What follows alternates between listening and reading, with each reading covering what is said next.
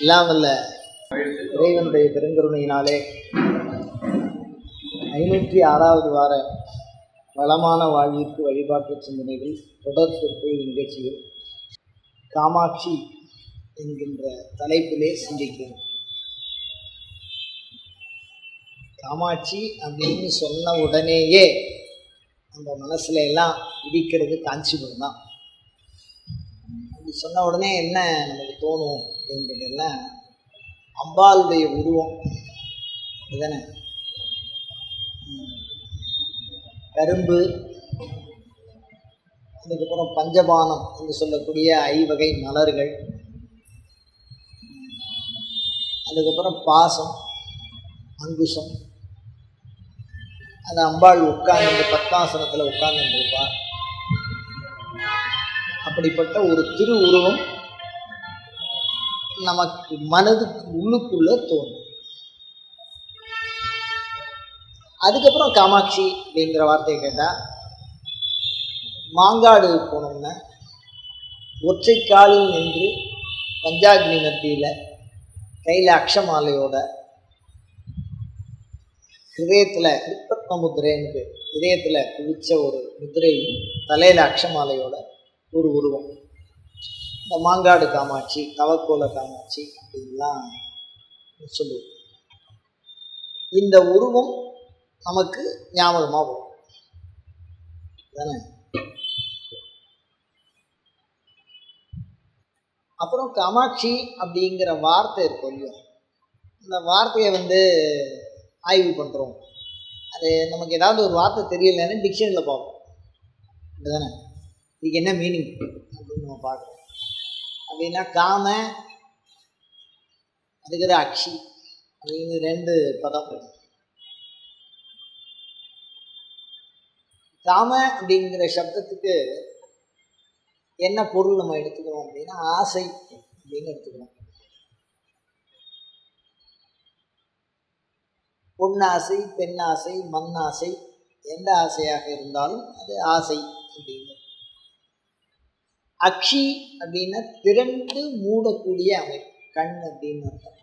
அக்ஷின அக்ஷ மாலை அப்படின்லாம் கண்ணை சொல்றோம். காமாட்சி அப்படிங்கிற சப்தத்தை எடுத்துட்டு இருக்கோம் அப்படின்னு சொன்னா,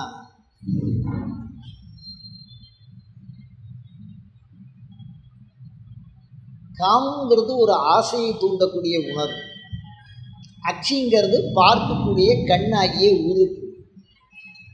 அதை இன்னும் கொஞ்சம் சாஸ்திரங்கள்லாம் என்ன சொல்றது, கா மா அக்ஷி அப்படின்னு பிரிச்சா, அக்ஷினா சரஸ்வதின்னு அர்த்தம், மான லக்ஷ்மின்னு அர்த்தம், கான்னா பார்வதின்னு அர்த்தம். லக்ஷ்மி, சரஸ்வதி, பார்வதி சேர்ந்த வடிவத்தை அலைமகள், தலைமகள், மலைமகள் அப்படின்னு தமிழில் சொல்லணும். அந்த 3 உமையம்மையின் வடிவத்தை ஒன்றாக இணைத்த வடிவம் காமாட்சி அப்படின்னு சாஸ்திரம் ஒரு பொருள் சொல்றது. இந்த காமத்தை பற்றி சொல்லும்போது சொல்றாரு, ஆசை ஆசை பிறப்பினும் வித்துங்கிறார் வள்ளுவர். தானே, பிறவி வேணும் அப்படின்னா ஆசை இருந்தால் போதும், பிறவி தானே. திருமூலர் சொல்லுவார், ஆசை அறிவின், ஆசை அறிவின் ஈசனோடாயினும் ஆசை இல்லை. நீ சாமிக்கிட்டேயே ஆசை வச்சுருந்தாலும் எடுத்துரு. திருமூலர் ஆசையை ஒத்துக்க மாட்டேங்கிறாரு, அன்பை ஒத்துக்கிறார். அன்பே சிவமாவது யாரும் அறிந்தேன், அன்பே சிவமாவது யாரும் அறிந்த பின் அன்பே சிவமாய் அப்படின்னு சொல்லும்போது, சிவத்தை அன்பு என்கின்ற ஒரு உணர்ச்சி சொல், ஒரு மனதிலே இருக்கக்கூடிய ஒரு உணர்வு, அந்த உணர்வு சொல்லை மிக அழகாக பதிக்கிறார். அன்பு வேறு, காமம். காமம் அப்படிங்கிற வார்த்தை சந்தியாவந்தனத்தில் பார்த்தா, காமோகாரிஷின் மன்யுருகாரிஷின் நமோ நமஹான்னு ஒரு மந்திரம். அதாவது உலகத்தில் அத்வைத சித்தாந்தம், துவைத சித்தாந்தம், விசிஷ்ட சித்தாந்தம், சைவ சித்தாந்தம், என்னென்னவோ சித்தாந்தங்கள்லாம் இருக்குது ஹிந்து மதத்தை பொறுத்த வரைக்கும்.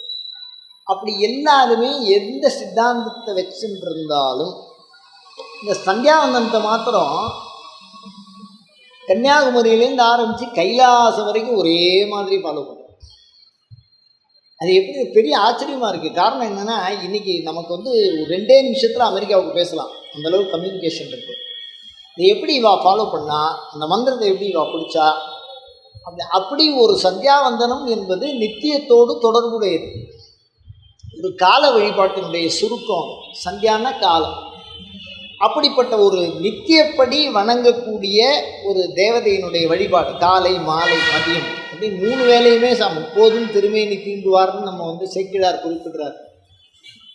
திருமேனி தீண்டுதல்ங்கிறதுக்கு சந்தியாவந்தனத்துப்படி பொருள் சொல்லணும்னா, அச்சுதாய நமஹா, அனந்தாய நமஹா, கோவிந்தா, கேசவா, நாராயணா, மாதவா, விஷ்ணு, மதுசூதனா அப்படின்னு கைகளை தொடுவார்கள். அவர்கள் கையினாலே அவரவர்கள் உடல் உறுப்புகளை தீண்டி அந்தந்த மந்திரத்தை சொல்லுகிற வழக்கம். அது தீண்டுதல் அப்படின்னு. இப்போதும் திருமேனி தீண்டுவார். இப்போதும் இந்த அச்சுதானந்த கோவிந்த அப்படின்னு சொல்லக்கூடிய நாமாக்களை சொல்லி சரீரத்தை தீண்டக்கூடியவன் அப்படின்னு ஒரு அர்த்தம்.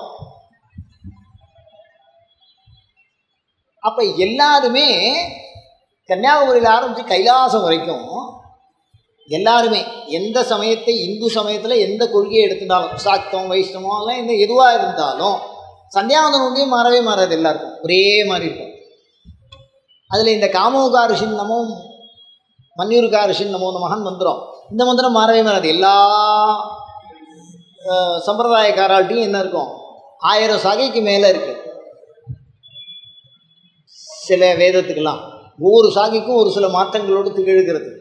அப்படி இருந்தால் கூட இதில் இதெல்லாம் ஒத்துமையாக இருக்குது. இந்த சந்தியாவந்தத்தில் இந்த சொல்கிற இந்த மந்திரத்தில் மிக ஒற்றுமையாக இருக்கிறது. இதை மிகவும் கவனமாக கையாண்டிருக்கிறார்கள். அதில் இந்த மந்திரத்தை பதிச்சிருக்கோம். எதுக்கு சொல்கிறேன்னா, காமஹா அப்படிங்கிற வார்த்தை சாஸ்திரத்தில் எப்படி பதிச்சிருக்கா அப்படின்னு நம்ம பார்த்தோம்னா, காமோ காரிஷின் மன்யூரு காரிஷின் நமோ நமஹா. காரிஷின்னா செய்தது, ஆசை தவறு செய்தது, கோபம் தவறு செய்தது, நான் செய்யலைன்னு. மனுஷன் ஆசையாக இருந்தால் லோகத்தில் எது ஆகாதோ அதெல்லாம் பண்ணிடுவான். இந்த ஆசை அபிராமி பற்றி சொல்லலைன்னா நமக்கு சுவாசம் விட்டா மாதிரி இருக்காது. நீ சுவாசத்தில் ஏதாவது 2 சுவாசம் குறைஞ்சா மாதிரி இருக்கும். அவர் சொல்கிறாரு பாருங்கள், ஆசை கடலுள் அகப்பட்டுனார். அந்த வார்த்தையை அவர் மாத்திரம் எப்படி தெளிவாக அடிக்கிறார் பாருங்கள். இந்த கடலை நீந்தி கிடக்க முடியாது நம்மளால். அவர் காலத்தில் போட்டெல்லாம் இருந்துதான்னு சந்தேகம்தான். இருந்தாலும் ஆசை கடலுள் அகப்பட்டு அப்படின்னா, கடலுள் அகப்பட்டு அவர் தாமாட்டின்னு தான் சொல்கிறார். அதோட ஆழம், அதோட அகலம், நீளம், இது எதனாலையும் நீ தாண்டியும் போக முடியாது. அதில் விழுந்துட்டா விழுந்தது தான், திருப்பி எழுந்திருக்க முடியாது. இந்த ஆசையை பற்றி அவர் சொல்லுகிறார். அவர் காமாட்சியை பற்றி தெளிவாக சொல்கிறார். ஆத்தாலே எங்கள் அபிராமவல்லியே, அண்டமெல்லாம் பூத்தாலே, மாதுளம் பூ நிறத்தாலே, புவியடங்க காத்தாலே, அங்கேயில் தெளிவாக காஞ்சி காமாட்சி கிட்ட என்ன ஆயுதம் இருக்கோ அதை சொல்கிறார். பாச, அங்குசம், கரும்பு, வில். திருக்கடையூரில் மூலஸ்தானத்தை அபிராமிகிட்ட போனால் ஒரு பக்கம் அச்சமாலை, ஒரு பக்கம் தாமரை இருக்கும். அபயவிரதத்தோடு அம்பாள் இருப்பார். இதை தெரியாதவர் இல்லை அபிராமி பட்டர். அவர் தெரிஞ்சு அதுக்கு தகுந்த தியானத்தை என்ன சொல்லியிருக்கலாம். அவர் அந்தரி நீலி அழியாத கன்னிகை மகிடன் தலைமேல்னு தெளிவாக சொல்கிறார். எரும மேலே நின்று இருப்பான்னு அவ்வளோ தெளிவாக சொல்கிறவர் கடைசி கன்க்ளூஷன் கொடுக்குறாரு. பாட்டோட கன்க்ளூஷன் 100 பாட்டு முடிச்சுட்டேன், இதுக்கப்புறம் என்னால் கடைசிக்கு வார்த்தையாக இதை சொல்லும்போது நீங்கள் என்ன சொல்ல விரும்புகிறேன்னு அவரை மைக்க வச்சு நம்ம கேட்டோம்னா இந்த ஒரு பாட்டில் முடிச்சு விட்டார். இந்த ஒரு பாட்டு யாரை சொல்கிறதுனா காமாட்சியை சொல்கிறோம்.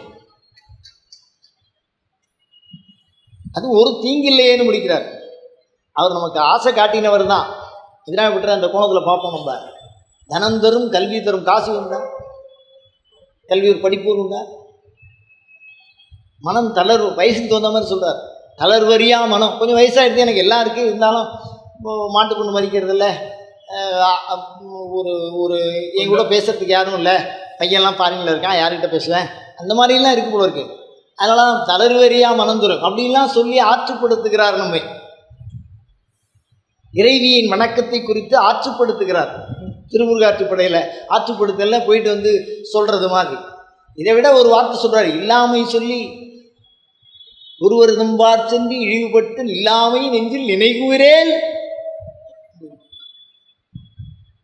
அப்படின்னு சொல்கிறார். எதுக்கு இதை சொல்ல வருகிறேன் இந்த காமாட்சியினுடைய தியானம், இந்த காமோகாரிஷன் மன்யூருகாரிஷன் ஆசையை பற்றி பேசுகிறார். காமன ஆசை. வேதம் எல்லாத்துக்கும் மேலே ஒருபடி மேலே போகிறது. ஒரே வார்த்தை வேதம் அழகாக சொல்றது பாருங்க, பிரகிருதி காமோஹி மத்தியா. வேத வாக்குது பிரகிருதி காமோஹி மத்தியா அப்படின்னு நினைத்தோம். இயல்பினாலே, இயல்பு பிரகிருத்தின இயல்பு, காமஹா ஆசையினால் சூழப்பட்டவன், மத்தியா மரணம் இறக்கக்கூடியவனுமாகிற மனிதன். மனிதனுக்கு இன்ட்ரோ கொடுக்குறாங்க. மனிதன் அப்படியே பதிக்குது வேதம். ஆசை எப்படி எப்படி உருவி எடுக்க முடியும்? நம்ம புறப்பட வந்தது அதை ஒன்றுமே பண்ணி அதை வெளியிலேருந்து தனித்தனியாலாம் என்ன உருக முடியாது. வாழைப்பழமாக என்ன தோலை உருச்சு சாப்பிட்றதுக்கு.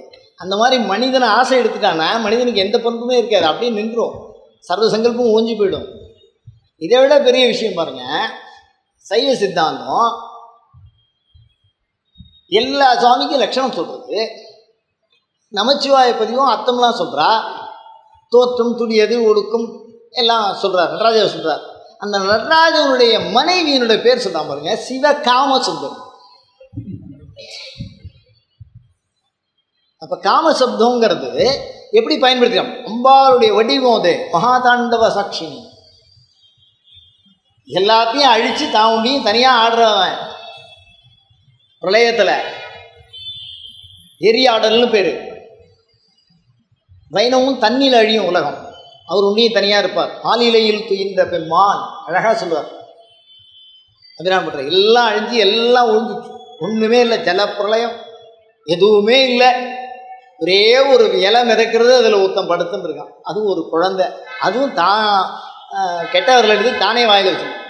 ஆலிலையில் துயின்ற பெம்மான் எம்மையனுமே கடைசியில் சொன்னாங்க. இது நெருப்பு, எல்லாம் எரிஞ்சு போச்சு, சர்வம் முடிஞ்சு போச்சு, சாம்பல் தான். அப்படிதானே? அப்போ எதுக்கு சொல்கிறேன் அப்படின்னா, இந்த பிரகிருதி காமோகி மர்த்தியா அப்படின்னா மரணமும் ஆசையும் இயல்பாக பெற்ற பண்பு யாரிடத்திலே இருக்கிறது அப்படின்னா மானுட பண்பு, ஒரு இயல்பு பண்பு. அது பேரில் சிவ காமசுந்தரின்னா எது பேரில்? முன்னாடி சிவம் போட்டு காம போட்டான். இப்படிதானே? முன்னாடி சிவம், அவர் பேர் நடராஜர். இப்படிதானே? சதா நிறுத்தர், சந்தியா நிறுத்தர் அப்படின்லாம் நிறைய, சபாநாதர், சித்சபேசர், அந்த அரங்கத்தை வச்சு பேர் நம்ம சொல்லும்போது அப்போ சிவகாம சுந்தரின்னு இருக்கிறதுனால இந்த ஆசை அப்படிங்கிற பண்பு எதை குறிக்கிறது? காமாட்சின்னு அம்பாள் சாக்தம், சாக்தத்தினுடைய உச்சக்கட்டம். இதுக்கு மேலே ஒன்றுமே இல்லை. சைவம் சிவலிங்கத்தில் போய் முடிஞ்சிடும். நீங்கள் சொல்கிற கடவுள் சிவனுக்கு மேலே எதுவுமே இல்லை. சிவத்தின் மேல் தெய்வம், சிவனோடு ஒக்க தெய்வம் தேடினும் இல்லை அப்படின்னு சொல்லிட்டார். கடைசியில் சிவன்கிறது எதே மூலஸ்தானத்தில் ஒரு சிவம், அது சைவம். அப்படிதானே? நாராயண பரஹா வைஷ்ணவம். அப்படிதானே? நான்ய பந்தாய, அந்த நாராயணன் காட்டாத வழியை தவிர வேறு வழி இல்லைன்றான் வைஷ்ணவம். விஷ்ணுட்டு போய் நிற்கும். அது மாதிரி சாக்தம் எங்கே போய் நிற்கும்? அதோட உச்சக்கட்ட கடவுளாக யாரை சொல்லும் அப்படின்னா காமாட்சி அப்படின்னு ஒரே வார்த்தையில் வச்சு. சாக்தம் வணங்குகிற சுவாமி எல்லாம், நீங்கள் புவனேஸ்வரியாக இருக்கட்டும், ராஜராஜேஸ்வரியாக இருக்கட்டும், நீங்கள் எந்த ஒரு சுவாமியை சொன்னாலும் அதுக்கு இந்த கரும்பு பாசாங்குஷம் அதில் வந்து நின்று, காமாட்சியில் வந்து நின்று. அப்போ சாக்தத்தினாலே சொல்லப்படுகிற திருநாம்பற்று சொல்லுவார், எங்கள் சங்கரனார் சொல்கிறதெல்லாம் கரெக்டு தான். ஆனால் அவருக்கு சொல்லாமல் இருக்க முடியாது. அங்கே என்ன தான் இருந்தாலும் அம்மாவை என்ன சொல்லிட்டுவார், கொஞ்சம் மேலே சொல்லலைன்னா அவருக்கு முடியாது. ஏன்னா சாக்தத்தை நிறுவறார். சக்தி தழைக்கும் சிவம். சிவத்தை ஒத்துந்தாலும் எப்படி சொல்றாரு பாருங்க, சக்தி தழைக்கும் சிவம். ஆகமத்தில் பூஜை பண்ணும்போது சக்தியாதி சக்தி பர்யந்தம் சிவம் சம்பூஜை, சக்தியில் ஆரம்பித்து சக்தி வரைக்கும் முடிக்கும். சிவபூஜையினுடைய ஆரம்பமும் முடிவும் சொல்கிற வார்த்தை. எதுக்கு இதை சொல்லுகிறேன்? ஒரு சாக்த சித்தாந்தம் முடிவாக சொல்லுகிற கடவுள் சாக்தம் வைணவம் அந்த மாதிரி சொல்கிறோமோ இல்லையா, அதை விஷ்ணுன்னு எப்படி சொல்கிறதோ, சைவம் எப்படி சிவனை சொல்கிறதோ, அதை மாதிரி சாக்த சித்தாந்தத்தினுடைய முடிவாக இருக்கக்கூடிய ஒரே கடவுள் ஒன்றில் முடிக்கணும். ஒருவன் என்னும் ஒருவன் தான், 2 பேர் அப்படிங்கிறது எந்த சமயத்திலையுமே இல்லை. அதை புரிஞ்சுக்கணும். எந்த சமயமாக இருந்தாலும் தயவு பண்ணி சொல்கிறேன், உங்கள் திருவடிகளை மீண்டும் மீண்டும் என் தலைமேல் வைத்து சார்த்தி சொல்லுகிறேன். சமயத்தை பற்றி நான் வெறும் தலைப்பை மட்டும் பேசுகிறேன், வேறு எந்த உள்நோக்கமும் இல்லை. இல்லை, ஏன்னா ஒரு நிமிஷம் நீங்கள் தப்பாக புரிஞ்சிருந்தாலும் நான் பேசுனது தப்பாயிடும். எந்த சமயமாக இருந்தாலும் சரி, ஒரே ஒரு கடவுள் தான் சொல்லும். 2 கடவுள், ஒரு சமயத்துக்கு 2 கடவுள் இல்லை, எந்த சமயமாக இருந்தாலும். அது மாதிரி அபிராமி பற்று ஒரே ஒன்றில் முடிக்கணும். அவர் அப்படி முடிச்சா யாரை முடிப்பார் அப்படின்னா, சாத்தம் சக்தி தழைக்கும் சிவம் அம்பாள் தான் எல்லாமே. அவளே அவர் தமக்கு அன்னையும் ஆயினல் ஆகையினால் முடிச்சுட்டார். அப்போ சாத்தம் சொல்லுகிற மிகப்பெரிய சுவாமிக்கு பேர் காமாட்சி. இதுலேருந்து என்ன தெரியறது அப்படின்னா, இந்த காமாட்சி என்ன சொல்கிறா, பஞ்ச தன்மாத்திர சாயகா. இந்த லலிதாசஸ் நமக்கு ஞாபகம் வச்சுங்க. மனோரூபேக்ஷ கோதண்டா, குரோதாகாராங்குசோத்வலா, இதுதானே ராகஸ்வரூப பாஷாண்டியா. இந்த ராகம்னா இந்த ஆசை, ராகம்னா ஒட்டிக்கொள்வது. இப்போ இந்த காமாட்சிங்கிற தத்துவம் எதை சொல்லுகிறது? எல்லாரும் கோயிலில் பார்க்குறோம், காமாட்சி பார்க்குறோம் அப்படின்னு சொன்னால், இந்த உடலை நாம் பெற்றுக்கொள்ளுகிறோம் அப்படின்னா, ஆகாசாத் வாயோர் அக்னிர் ஆபஹாப பிருத்திவியோ சதயா அப்படின்னு வேதம் ரொம்ப அழகாக சொல்லும்.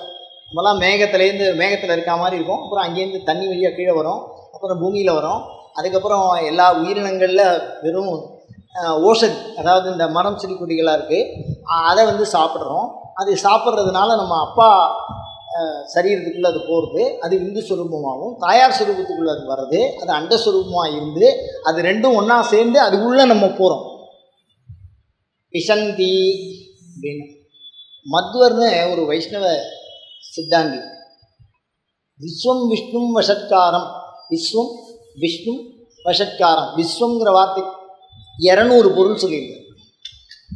200 பொருள். விசந்தி இது விஷ்ணுன்னு பேர். விசந்தினா உள்ள நுழையிறதுன்னு நுழைதல் அப்படின்னு அர்த்தம். விஷப்பிரவேசனேன்னு தான். இப்போ நம்ம கிரகப்பிரவேசம்னா, இது கிரகம், இது உள்ள ஆன்மா பிரவேசிச்சிருக்கு, அதனால பிரவேசம், கிரகப்பிரவேசம் இதான் கிரகம். அதனால் எதுக்கு இதை சொல்கிறேன் அப்படின்னு சொன்னால், அந்த மாதிரி ஒரு ஆன்மா தங்குகிற வீடை, இந்த வீடை உருவாக்கி தருகிற பண்பு தாய்க்கன்று யாருக்கும் இல்லை. அதனால் லலிதாசஸ் நம்ம சொல்கிறது மாதான்னு நம்ம எல்லாருமே பெரும்பாலும் மாதான்னா என்ன முடிவு பண்ணியிருப்போம்னா, ஜனனி, அதாவது யாருடைய பாகத்தில் நம்ம பிறந்து வரமோ, உதரத்தில் உற்பத்தி ஆகிறோமோ அவளுக்கு அம்மான்னு சொல்கிற வழக்கமாக இருக்குது. இதனால் பெற்று பெற்ற தாயின்னு தனியாக வேற குறிப்பு கொடுப்பார். பெறாத தாய் இருக்காளான்னா இருக்கா, வளர்த்த தாய் இருக்காளோ இல்லையோ, அதனால் பெற்ற தாயின்னு குறிப்படி கொடுப்பார். இந்த மாதகாங்கிற வார்த்தையை அதாவது உற்பத்தி ஆகிற சொற்கள் உற்பத்தி, அதை பற்றி ஆய்வு செய்கிற எட்டிமாலஜின்னு சொல்லுவோம். அந்த சொற்கள் எப்படி பிறந்திருக்குன்னு. மாதகாங்கிறது சூழலுங்கிறத குறிக்கும், அட்மாஸ்பியர். மாதகாங்கிறது என்னது? அட்மாஸ்பியர். அட்மாஸ்பியர் என்னென்னா, ஒரு ஆன்மா வாழுகிற சூழலை உருவாக்குகிறவள் தாய். ஆன்மா வாழுகிற சூழலை உருவாக்குகிறவள் தாய். எப்படின்னா அகத்தும் புறத்தும். என்னது? அகத்தும் புறத்தும். எப்படின்னா, நம்ம கரு அம்மாவனுடைய கர்ப்பத்துக்குள்ளே நுழையுது அகத்தில். அப்போ அவளுக்கு ரொம்ப தொந்தரவு கொடுத்துட்டோம். காசியில் பிண்டம் வைக்கும்போது வருஷலாக 70 பிண்டமோ என்னவோ வைப்பாள். அதில் அம்மாவுக்கு இடுப்பு வலியை கொடுத்த பாவம் போகிறதுக்காக இந்த பிண்டம்னு தனியாக, பிரசவத்துக்காக ஒரு பிண்டம். குஞ்ச வழியாது பட்னத்தார் சொல்லும்போது தான் புரியுது. கட்டிலும் தொட்டிலும் ஆறு மேலும் தோல் மேலும் வைத்து என்னை காதலித்து முட்ட சிறகிலிட்டு அப்படியே சிறகு மாதிரி அப்படி அடக்கி வச்சுப்பாங்க தாயார். இதுதானே? அப்போ இந்த இடத்துல நம்ம எதை சொல்லுகிறோம் அப்படின்னு சொன்னால், அகம் இந்த உடலுக்குள்ளே என் தாய் இருக்கிறார், அப்படிதானே? குடியிருந்த கோயில் ஒரு சித்தன் சொல்கிறான். குடியிருந்த கோயில்னா என்னது? சித்தன் அம்மாவை பார்த்து சொல்கிறான், நான் குடியிருந்த கோயில் தான் அப்படிங்கிறான். அப்போ அம்மாவை கடவுள்னு சொல்கிறான். வேதம் அழகாக சொல்கிறது, மாத்ரு தேவோ பவ முதல்ல, அப்புறம்தான் பித்ரு தேவோ பவ, அப்புறம்தான் ஆச்சாரிய தேவோ பவ, அப்புறம்தான் அதிதி தேவோ பவ. வரிசையில் பாருங்கள், நான் ஃபஸ்ட்டு ரேங்க்கு, 2வது ரேங்க்கு, 3வது ரேங்க்கு. நான் ரொம்ப ஓடிட்டு இந்த விளம்பரத்தில் சொல்லுவாள் அந்த மாதிரி, யார் ஓடினா 2 பேர் தான், நான் 2வது ப்ரைஸ் வாங்கினேன். அந்த மாதிரி ஸ்தானம் முதல்ல மாத்ரு தேவோ பவ, தெய்வீக ஸ்தானம் முதல்ல தாயாருக்கு தான். அப்படி தானே? மாத்ரு மாதா அதுலேருந்து வரக்கூடிய பதம். அப்போ ஒரு ஆன்மா வளர்வதற்கு உண்டான சூழலை உருவாக்குகிறவர். இதை ரொம்ப தெளிவாக சொல்லுவார் திருமூலர். சொல்லுவார், உடம்பினை முன்னம் இழுக்கு என்று இருந்தேன். உடம்பினை முன்னம் இழுக்கு என்று இருந்தேன். எதுக்குடா இது? அதை வேதம் ரொம்ப அழகாக சொல்கிறது. சுத்தி பாசாமலான் ஜேஷ்டாம் அலக்ஷ்மீம் நாசயாம்யகம் அபூதிம் அசமிருத்திஞ்ச சர்வா நிர்ணுதமே கிரகாது. 18 விதமான குற்றங்களை உடையது யாக்கை. சுத் பசி, பிபாசா தாகம், மலம் மல ஜல அவஸ்தை, ஜேஷ்டா தூக்கம், அலக்ஷ்மி காலம்புற சாப்பிட்டா திருப்பி மத்தியானம் என்ன பண்ணோம்? நாசம் அழிவு. எல்லாம் இருந்தவங்களாம் உடம்போடு இருந்தவங்களாம் போயிட்டான் அலக்ஷ்மி. அமி என்னுடைய இதுங்கிற எண்ணம், என்னது? என் வீடு, என் மனைவி, என் மக்கள், என் சொத்து. அசமிருத்தி முழுவதுமான வளர்ச்சி இல்லை, எது பார்த்தாலும் அதுக்குள்ளேயே இருக்கும். அந்த மாதிரி 18 விதமான குற்றங்களை வென்றவர்கள் தான் சித்தர்கள். அதனால தான் 18 சித்தன்னு சொன்னான். 1000 சித்தம் பிறந்துட்டான். அப்புறம் என்ன 18 சித்தன்னு பேர் வச்சுருக்கோம்னா, 18 விதமான குற்றங்களை, யாக்கை குற்றத்தை நீக்கியவர்கள் சித்தர்கள். அப்போ அந்த 18 விதமான யாக்கை குற்றத்தை நீக்கி மனிதனுக்குள் ஆன்ம ஒளியை ஏற்படுத்துபவள் காமாட்சி. யாக்கை குற்றம் எத்தனை? 18. இந்த 18 விதமான குற்றத்தையும் நீக்கிடும். ஆனால் இந்த 18 விதமான குற்றமும் நீங்க முடியாது யாராலையும். அந்த முதல்ல தெரிஞ்சுங்க. பசி இல்லாத யாராக இருக்க முடியுமா? பிபாசா தாகம் இல்லாமல் சாமி கட்டுச்சோறு கொடுக்குறாரு. யாரும் சுவடுபடாமல் ஐயாரடைகின்றவாறு ஆகாசத்தில் பறந்து வந்தவங்க கூட சோறு பசி இல்லாமல் இருக்க முடியல. அப்படிதானே? திருவாலங்காட்டில் அம்பாவோட பெருமையை சொல்லும்போது அழகாக இருக்கும். இந்த அம்மா போய் உட்காந்துருக்கு, அது பேர் என்ன, காரைக்காலங்க. சிவபெருமானே அம்மை என்று அழைத்தோம். அம்மைங்கிற வார்த்தை அவ்வளோ ஒசரும். அங்கே போய் உட்காந்துட்டு சிகான்னு சொன்னான். மோர் கொடுக்க வந்தாலும் மோர் கொடுக்க சக்தின்னு சொல்லு, மோர் தரேன். செவிவழி செவியில் எதையும் தள்ளக்கூடாது. சக்தின்னு சொல்லு, மோர் தரேன். ஏன்னா அவன் சிவத்தையே பேசிட்டான் காரைக்காலங்க. அப்போ சக்தின்னு சொன்னாலாம் பசி தாங்க முடியும். ஏன்னா அந்த அம்மா உடம்ப இளமையை நாளாவில் கண்ணிறந்து வாளால் மகவு அறிந்து ஊட்ட வல்லே நல்லே, இளமை சொன்ன சூழால் இளமை துறக்க வல்லே நல்லே. இளமை திறந்தவ, எல்லாத்தையும் திறந்தவரா இருந்தால் கூட சுடுகாடு பேயாடும் இடுகாட்டில் தனியாக தங்கியிருக்க அந்த அம்மா. அப்படிப்பட்ட வல்லமையெல்லாம் இருந்தும் கூட சிவனோடு 2.5 கலந்து சிவனே தாய் என்று அழைக்கின்ற உயர்ந்த பந்து 63 நாயன்மார்கள் அவள் தான் உட்கார்ந்துட்டு இருப்பாள். மூத்த திருப்பதியும் அவ்வளவுதான். அதுக்கப்புறம் தான் மற்ற திருப்பதியும்லாம். அவ்வளவு சிறப்பு அவளுக்கு. அதனால் அம்பாள் சொல்கிறா, சக்தின்னு சொல்லித்தாங்க கதை. அப்போ ஒரு கப்பு மோரை வாங்கி கொடுத்தாலும் அதுக்கப்புறம் அவள் பசியே எடுக்கலையாம். கொடுத்தது காளி, அங்கே இருக்கிற காளி, மயானத்து காளி. எதுக்கு இதை சொல்கிறேன் அப்படின்னு சொன்னால், அம்பாள் ஒண்டிதான் இந்த யாக்கையோடு தொடர்புடையவளாய் இருந்து நம் உடனாக இருந்து நம்மை செம்மைப்படுத்தி இந்த யாக்கையை பயன்படுத்தி ஆன்ம ஞானத்தை அடைவதற்கு வழிவகுக்கிற அம்மை காமாட்சி. பாக்கி எல்லாருமே ஆத்ம ஞானத்தை பற்றி பெருசாக பேசிடுவா. அதெல்லாம் பேசட்டும், யார் வேணாலும் தவறாக சொல்லலைண்ணா. இந்த இடத்துக்கு இந்த தலைப்புக்கு நான் பேசுகிறேன். தயவு பண்ணி உங்கள் திருவடியை என் தலையில் வச்சு கேட்டுக்கிறேன். யாரும் தயவு பண்ணி தப்பாக எடுக்காது. காமாட்சிக்கு மேலே சாமியே கிடையாது. இப்போ என்ன அர்த்தம் அப்படின்னா, நம்ம உடம்புக்குள்ளேயே இருப்பான். அதுதான் காமாட்சியோட விசேஷம். நீங்கள் போய் சொல்கிறீங்க, சான்று வேணும்ல இருக்கு, இதுதானே சொல்ல. அஸ்தி சம்ஸ்திதா, ருதிர சம்ஸ்திதா, மஜ்ஜா சம்ஸ்தா, இதெல்லாம் லலிதா வாசனம். இந்த உடம்புல இருக்க அம்பா பொன்றாது நின்று புரிகின்றவா அபிராமி. நம் உடனேயே இருந்து இந்த உடலை வளர்த்து அதற்கு உள்ளே உள்ள உணர்வு, அறிவுணர்வு, என்ன உணர்வு, ஆன்ம உணர்வு, சிவ உணர்வை காட்டுறா. அம்மா காட்டினாதான் அப்பா. சிவ உணர்வை காட்டணும். இந்த யாக்கை என்ன வேணும்? இருக்கணும்.